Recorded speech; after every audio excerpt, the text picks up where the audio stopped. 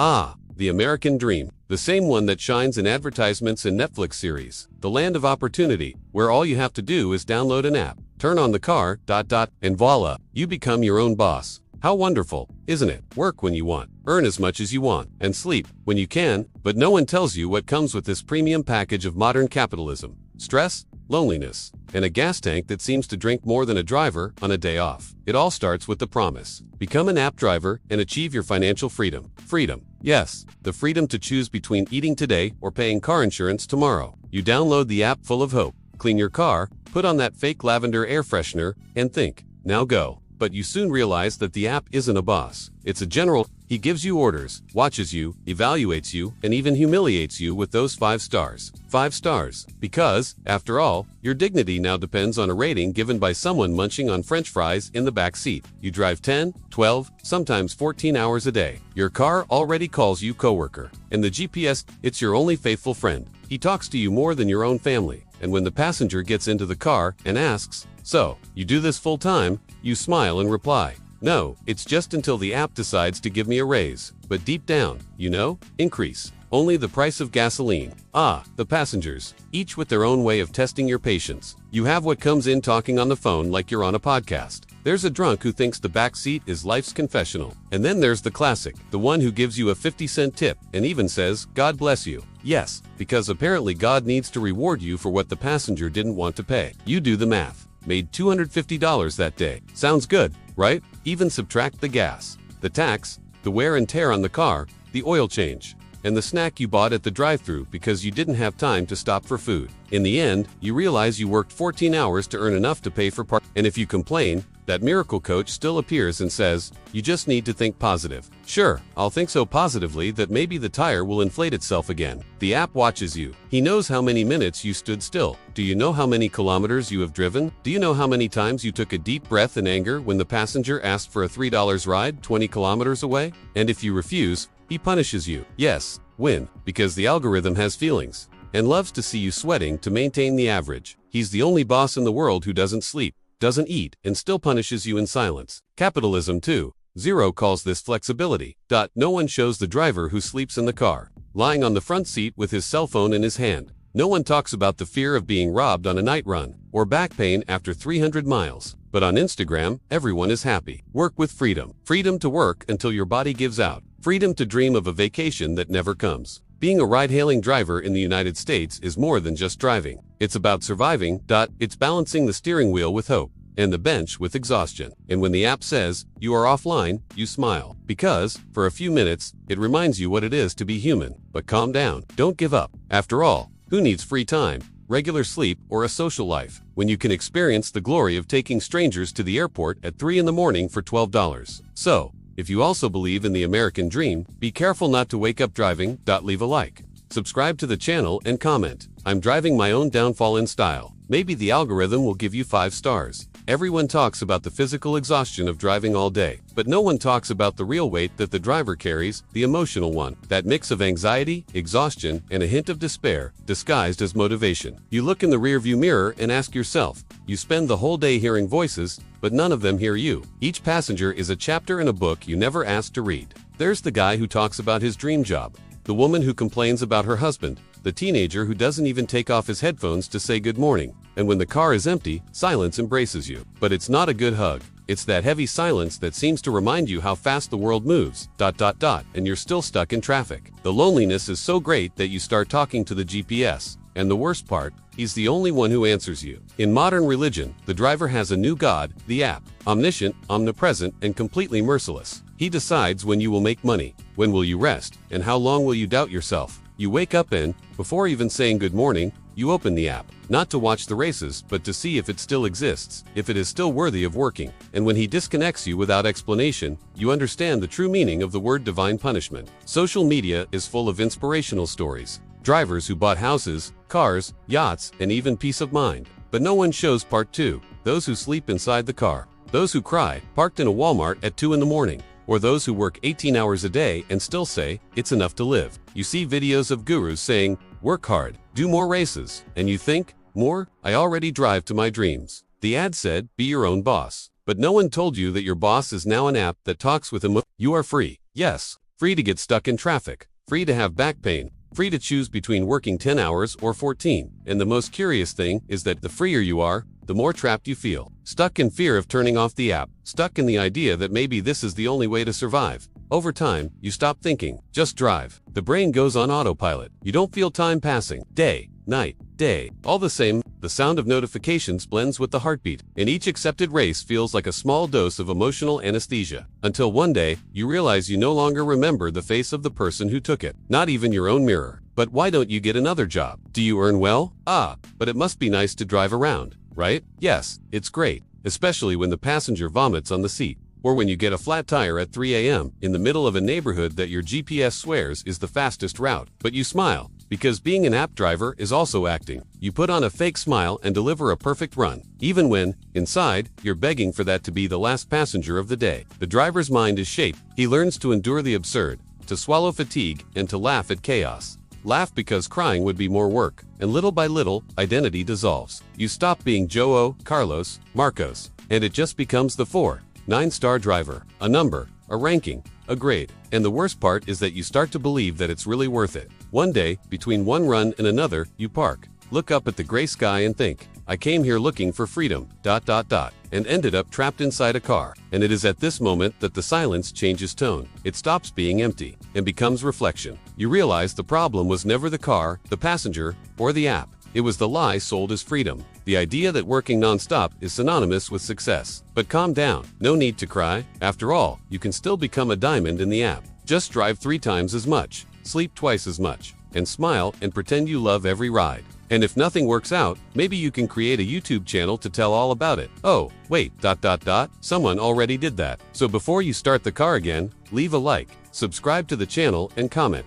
I'm spinning inside and out. Because in the end, being a ride-hailing driver in the United States is more than just a job. Is a psychological test disguised as freedom? 3 in the morning. The streets are empty. Only the sound of the rain and the engine remind you that the world still exists. The app is on, but the soul is in silent mode. You drive aimlessly, as if the GPS of life had lost its signal. And in that silence, you realize, the car became your home, the steering wheel, your routine, and the cell phone, your digital leash. You drive along the brightly lit avenues of New York, or the endless roads of Florida, and you think, how many people have I taken? How many remember my face? The answer is simple, none, because to the passenger, you are invisible. A figure, a ghost of flesh and blood that appears, transports and disappears. And little by little, you start to believe it, believing that you are a secondary character in your own life, just an extra in the Great American Dream movie. There are days when the silence of the car is louder than any horn. You try to fill the void with music, podcasts, motivational videos, but nothing silences the question that echoes in my head.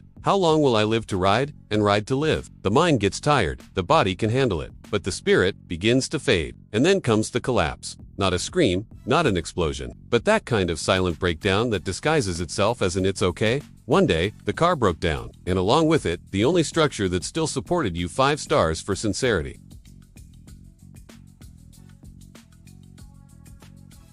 You see the commercial, earn up to $2,000 a week, work whenever you want, be your own boss. It sounds too good to be true, and it is. You sign up, clean your car, buy some air freshener that smells like hope, and start driving. In the early days, it's even fun. You meet people, drive to new places, feel that sense of freedom. But little by little, the allure fades, and what was once financial freedom becomes a prison on wheels. You discover that the real boss is the app. A boss who doesn't sleep, doesn't speak, but controls your every move. He decides how much you'll earn, where you'll go, how many hours you'll drive, and even when you'll rest. If you turn down a ride, he punishes you. If you accept too much, he drains you. And if the client gives you a bad review, that's it. The invisible boss reduces your value as if you were a broken number. And the worst part, you start to believe you deserve it, because they taught you that those who work hard always win. The passengers. Each one is a chapter in the book. How to test human patience in 10 minutes. There's the one who gets in munching on fries and thinks the car is a garbage truck. There's the one who talks on his cell phone the entire ride, yelling as if you were deaf.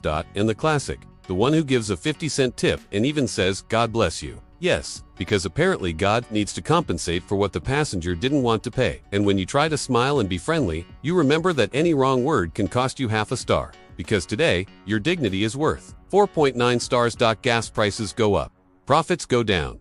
You drive twice as much to earn the same. The app makes millions. but the driver gets a sore back and an empty tank. And then there's the taxes, maintenance, insurance, car wear and tear, the quick snack because you didn't have time for lunch, ... At the end of the day, you realize your net profit is the same as the coffee you had this morning, small, bitter, and cold. And if you complain, some coach will show up saying, "Think positive, bro. It's all about mindset." Yes, the mindset of someone who's never had to drive at 3 a.m. to pay the rent. Over time, the driver stops being a person and becomes a machine. The brain goes on autopilot. The streets become repetitive mazes. The sound of the app notification, it becomes your new heartbeat. Stop dreaming. You stop planning. Do you just drive day after day, race after race? And when someone asks, "How are you?" you respond with the most rehearsed phrase in the world. "I'm taking it. ...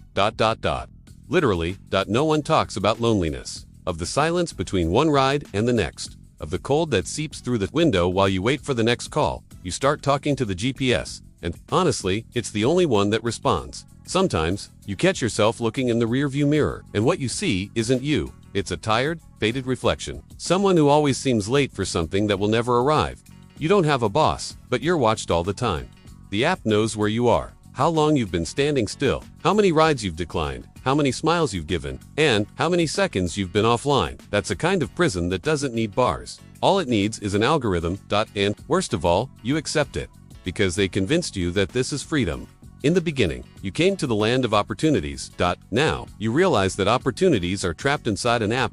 And that America isn't a dream. It's a cost spreadsheet. The American app driver is the new symbol of contradiction. He works to be free, but as a slave to his own survival, he rushes to save time. But time is what he loses most. He transports people all day, but no one takes him anywhere. One day, between one trip and another, you park, turn off the car, and just listen to the engine cool down.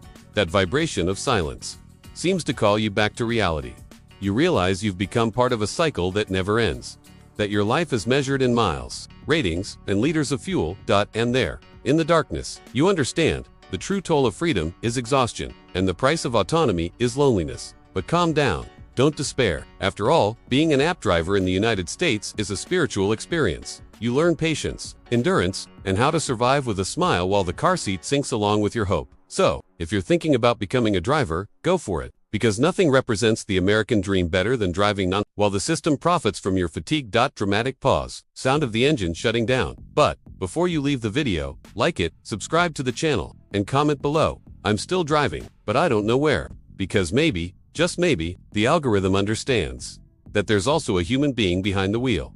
They say the American dream is possible for everyone, but they forgot to tell you that, for many, it comes with a faulty GPS. You start out full of hope, thinking the app is the path to freedom, but in the end, you discover the destination is always the same, working twice as hard for half as much. You drive morning, afternoon, and night.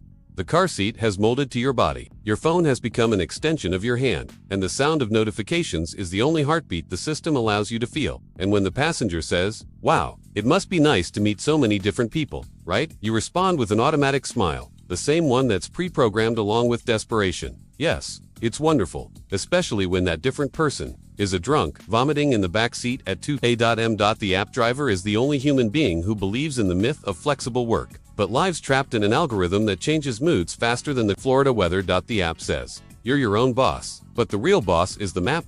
And the map never sleeps. You try to rest, but your conscience won't let you, because, deep down, you know, if you stop, you won't pay the bills. If you keep going, you'll lose your health.